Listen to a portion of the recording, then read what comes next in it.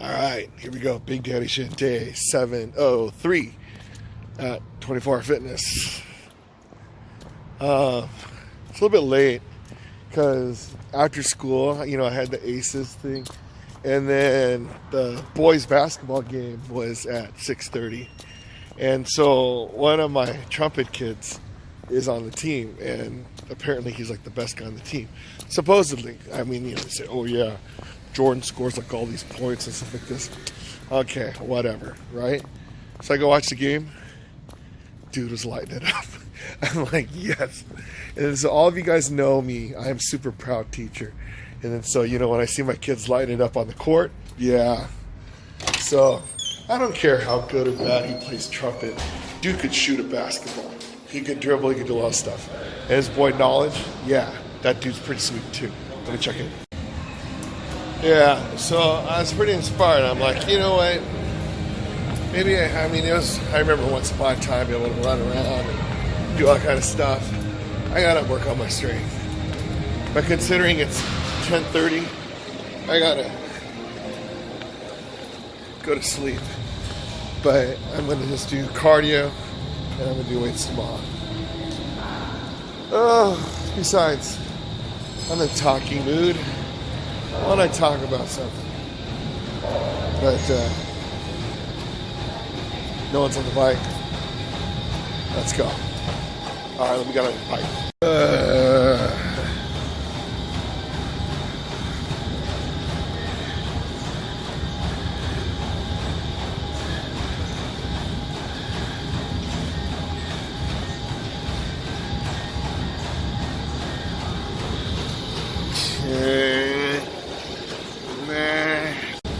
Okay, so I was going to do a regular video about this, but I figured I'll do it on the bike, okay?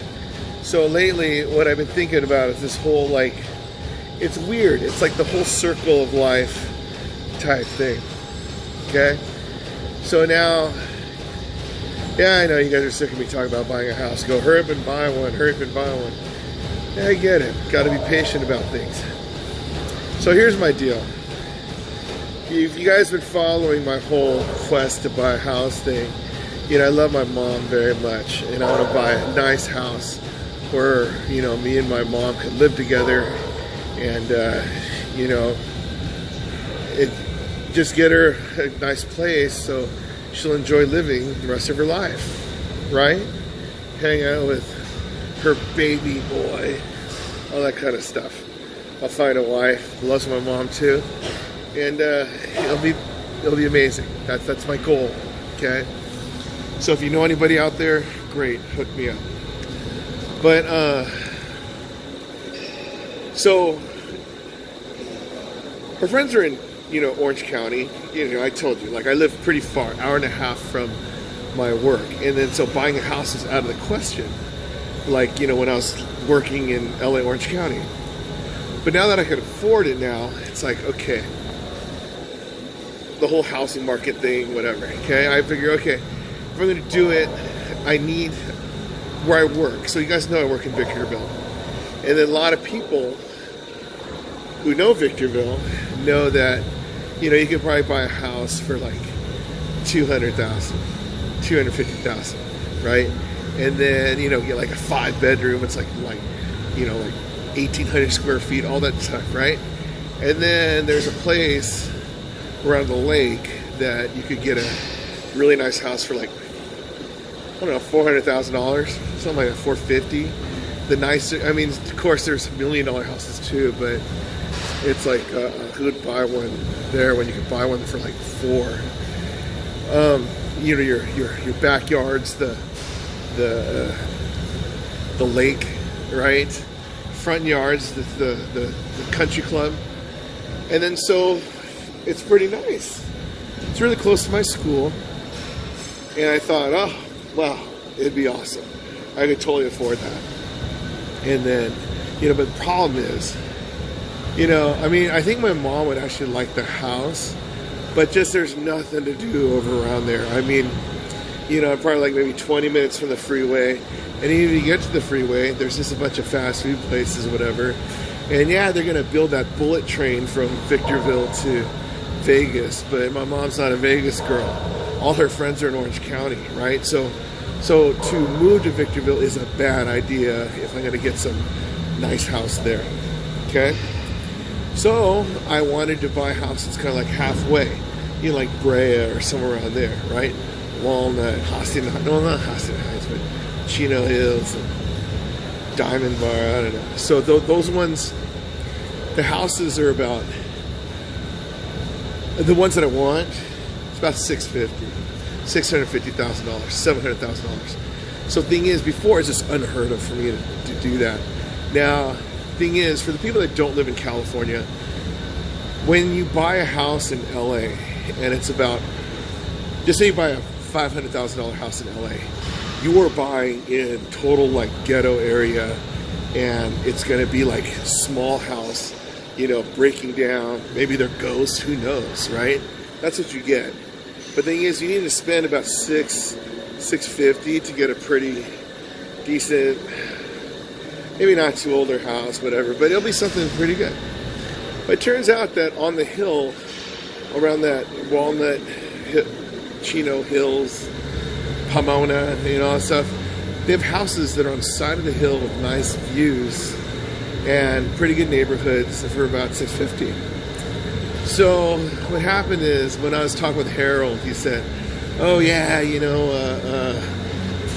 you do it, okay, you make this much money, and then you got to pay for your electricity and the bills and your food and your gas and your all that stuff, right? And then so even with all the extra hours that I've been doing, actually no, extra hours are bonus, but we just go base salary, and then all of a sudden maybe I'd be able to save $1,000 a month or something like that, right? I'm going, oh my gosh, that's crazy, right? And I'm going, thank God I have those extra hours that I'm doing and stuff, right? So I realized getting a house like that is going to be tough, but, it's somewhere where I'd live for the rest of my life, right? So, and then my mom would enjoy it, and that's the most important thing for me. And so that's my end goal. I'm going to do it.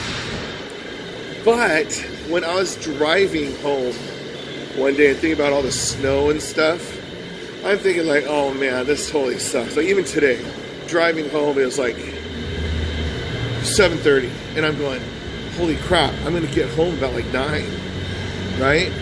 Thinking like, wow, if I just live really close to my school, totally do it. So what do? The other day, I go on Zillow, and I look at the houses that are close to my school. There was one house that was right across the street from my school, and it's like $320,000. But the thing is, it wasn't on the lake, but it was in that area. And then so I could have probably easily bid like $250. I mean, because no one's gonna buy a house in Victorville. Everybody in Victorville wants to move out of Victorville, so you always get a lot of houses for sale. And then so a lot of people aren't. I mean, unless you have a really good purpose to move there, then you're not really going to buy a house over there, right? And so Arnold told me, you never want to buy the best house in a bad area because you're going to get screwed. Like there's this one $750,000 house in Victorville. I thought about it. I mean, it looks like Caesar's Palace. And there's like 7 bedrooms, pool at the waterfall, all this stuff, solar power, right? I go, dude, I think I might do this. Just be a baller. Be like the Scarface of that area, right? But he said, yeah, if you do that, you'll never sell that house. And I go, I guess you're right. But then he said, did you see what the neighborhood houses are like? I go, no. He's like, maybe you should check that out first. So I go on the thing, and then the prices of the next door neighbor, $300,000, and the other one was $250 or something like that. So basically, somebody was just ambitious, made this whole huge drug dealer looking house, and then it used to sell for $1 million. But then the neighbors are all around about $250 and stuff. So it's like, okay, you don't want to get that house. But I mean, yeah, I thought, oh yeah, my friends come visit me and stuff.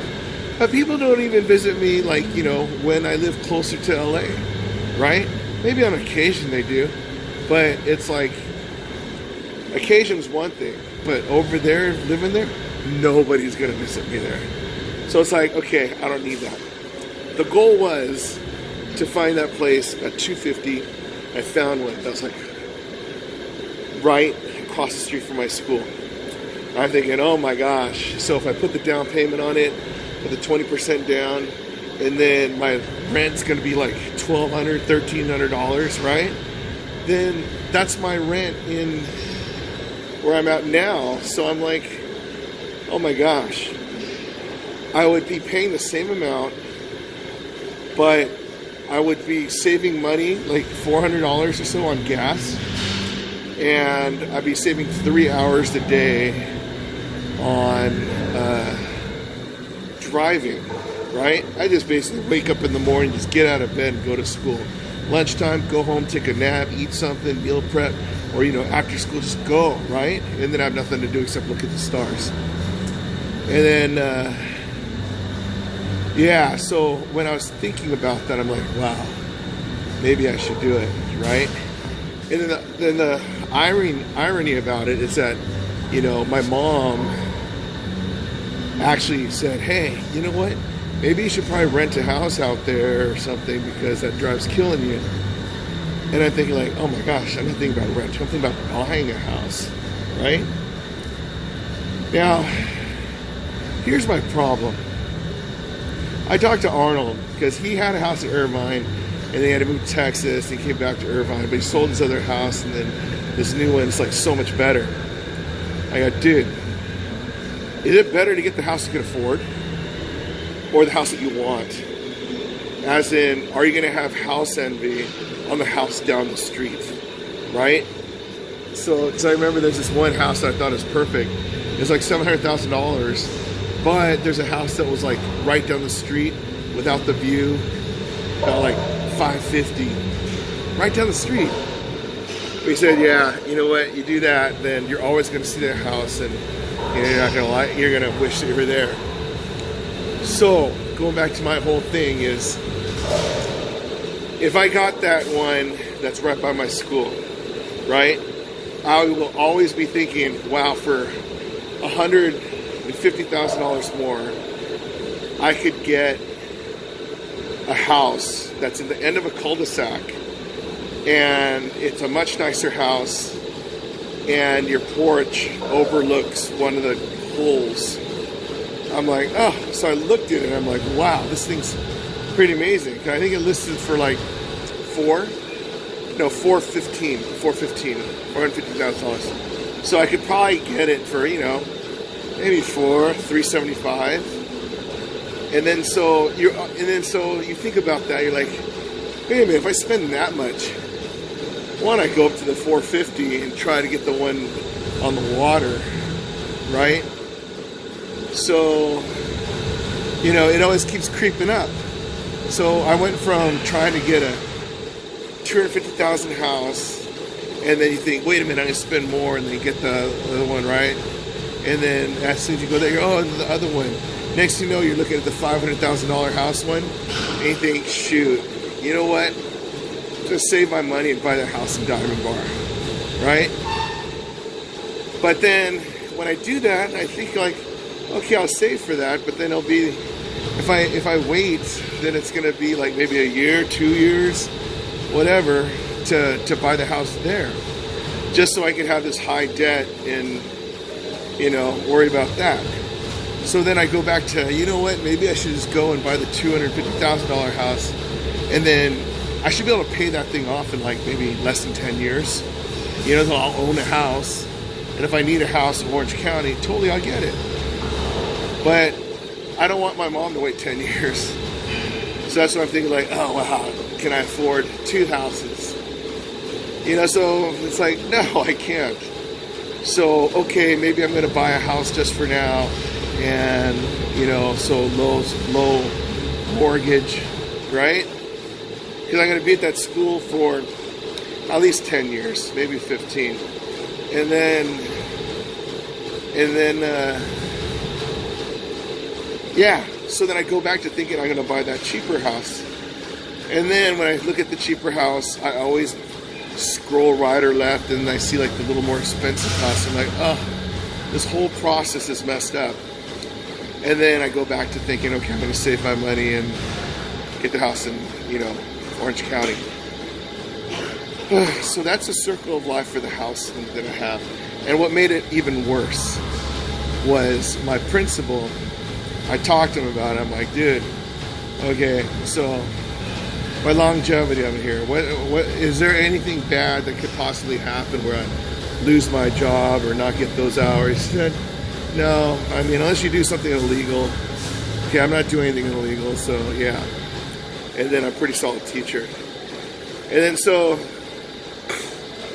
I asked him if all those extra things that I'm doing are available in the future, or is it only just a one-time aberration or whatever. He's there's always going to be stuff that you can do, because a lot of teachers won't want to do, stay later, or there's other reasons, or work the extra hours, But there's always going to be a need for some teacher to put up the slack. And I'm like, okay, cool. But he said, if you're going to buy a house, though, because I told him I was thinking about buying one there, and I told him, yeah, this one house that's $325 across the street. He saw it. He said, yeah, it's pretty nice, but that's too high. I'm like, what? Yeah, that house should be about $200,000 right now. I go, oh my gosh. He's all, look, Steve, I worked here a long time, or lived there a long time, and he lived through 3 recessions. So he says, when you see a lot of for sale signs go up in the neighborhood, that means that pretty soon there's too much housing, not enough buyers, and then all of a sudden all the houses are going to go down, and not just like 10, 15,000. He says it might go down to like $50,000, $100,000, right? So he said, his brother was like a analyst or something, and the guy said, oh yeah, by next year. This was a couple years ago. He said, yeah, there's going to be something where it's going to be a recession. But obviously, if you could predict the future, yeah, he'd be a really rich dude. But his brother did pass away, so he won't know. But yeah, so within this next year, you're already starting to see a lot of houses being up for sale. So he said it would suck if I bought a house for like $300,000, even $250,000, and all of a sudden it goes down to $180,000, right? Within a year, within a couple months.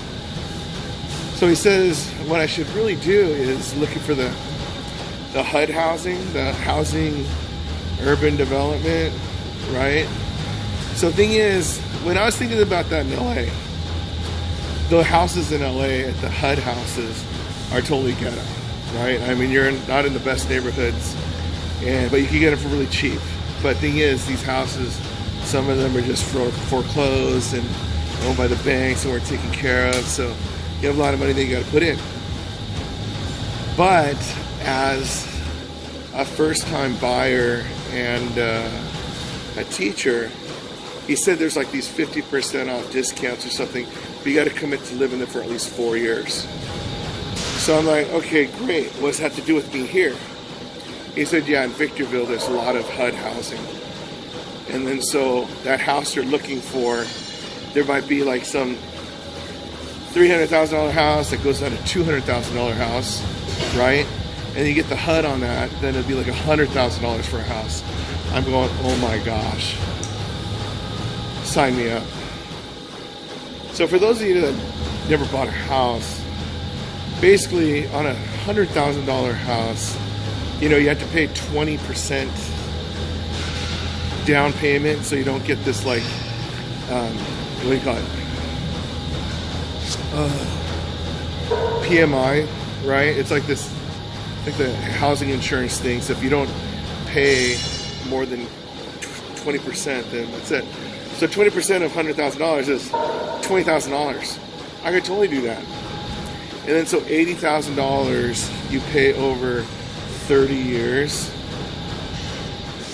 So every year would be about, what is it, 80,000? 20,000 a year? Credit? No. What am I thinking?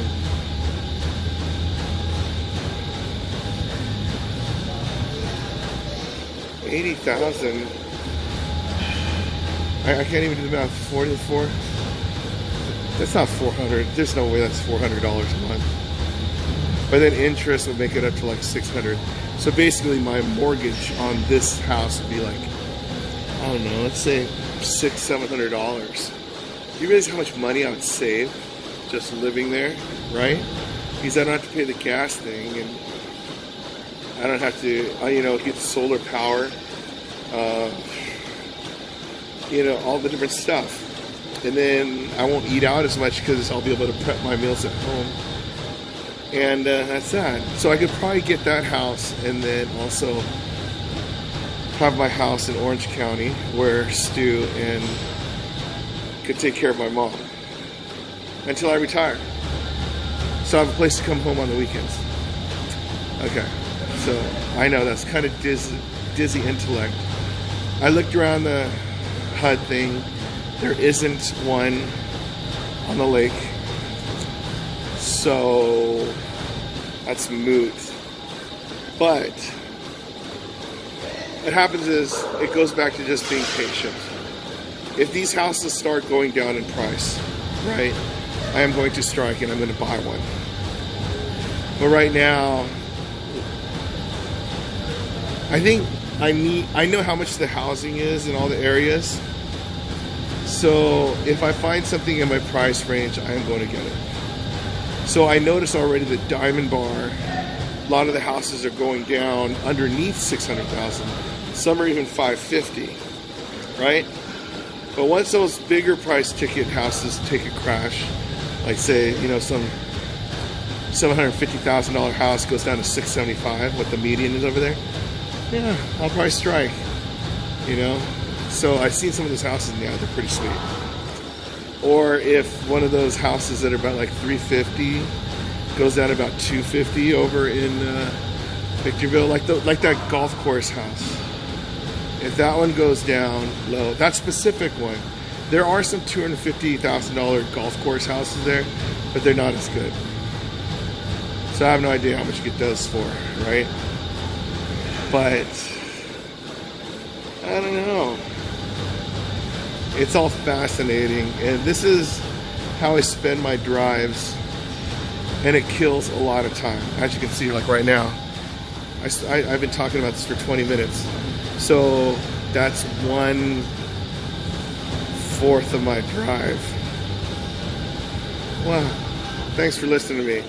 But now you know what it's like, what goes on in my head, and why I'm so tired when I drive, because I'm thinking about this stuff. And then I just know one day I just gotta pull the trigger, go like, you know what, I'm gonna get this one, and my mom's gonna be happy, I'm gonna be happy, and we'll live happily ever after.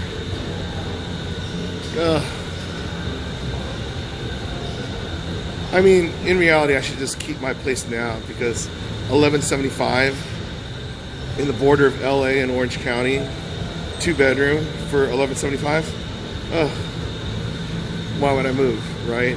Except because of that drive's killing me. So it's not killing me. I'm getting used to it. But if I could just get that drive to an hour, that'd totally change my life. Well, this job was changing my life. My life changed since August. So problems I'm glad I have. Right? Anyways, circle of mind. The circle of life in my mind. Anyways, thanks for listening out, man. I know this was kind of weird. If you have any profound statements on what I should do, yeah. It is what I worry about instead of what I'm eating and exercise stuff. I want to make my mom happy. That's most important. That's number one in my life. Alright. Anyways. Look where the wind blew in. It's me. Right? What's it do at the gym without Jack? Nice shirt. I know. It's very religious. It's holy. Great. He loves comedy. Alright. There you go. Day 703 in the books.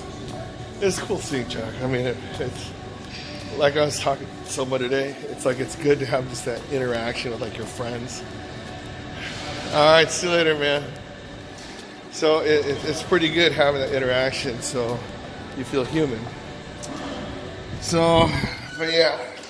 Oh, thanks. Now I'm back to the other cycle of my life where I wake up, go to school, come back home, go to the gym, sleep, wake up, go to school, go to the gym. I mean, I should go to the gym on the way, but I haven't been waking up enough. I mean, I'm kind of, but I don't know. It's one of those things where I just don't feel like exercising in the morning when I should, so I could be home. But the thing is, right now, it's like, I don't know, it's almost midnight, so I'm screwed. So waking up at 4, tomorrow I'll probably wake up at 5. But, I mean, I'm going to try my best. But, this whole circle of life thing, right? I'm not even a Lion King fan. But,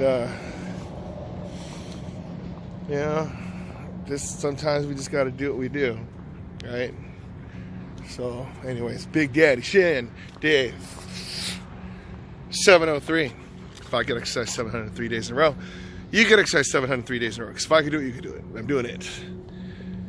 Doing the circle of life.